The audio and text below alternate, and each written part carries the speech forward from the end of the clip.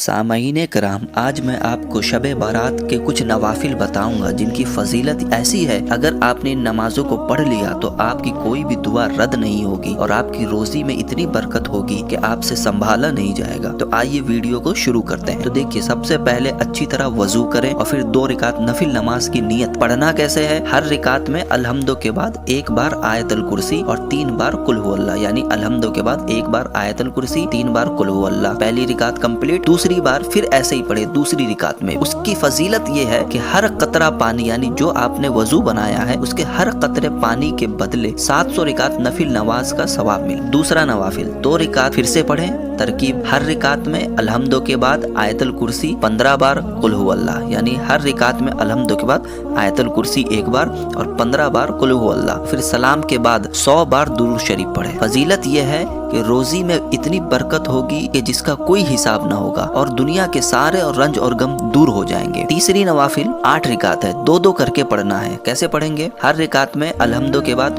5 बार कुल हु अल्लाह, सारे गुनाह साफ हो जाएंगे और दुआ भी कबूल होगी और सवाब अजीम मिलेगा। चौथा, 4 रिकात 2-2 करके पढ़े, यानी 2-2 रिकात करके 4 रिकात नमाज पढ़े। हर रिकात में अलहम्दो के बाद 5 बार कुल हु अल्लाह, 5 बार कुल हु अल्लाह पढ़ना है अलहम्दो के बाद। गुनाह ऐसे पाक हो जाएंगे जैसे अभी माँ के पेट से पैदा हुआ है। चौथा, 8 रिकात पढ़े 2-2 करके, यानी 4-4 करके पढ़ना है। तरकीब, हर रिकात में अलहम्दो के बाद 11 बार कुल हु अल्लाह और इसका सवाब खातून जन्नत सैयदा फातिमा ज़हरा रज़ियल्लाहु अन्हा को नजर कर दे।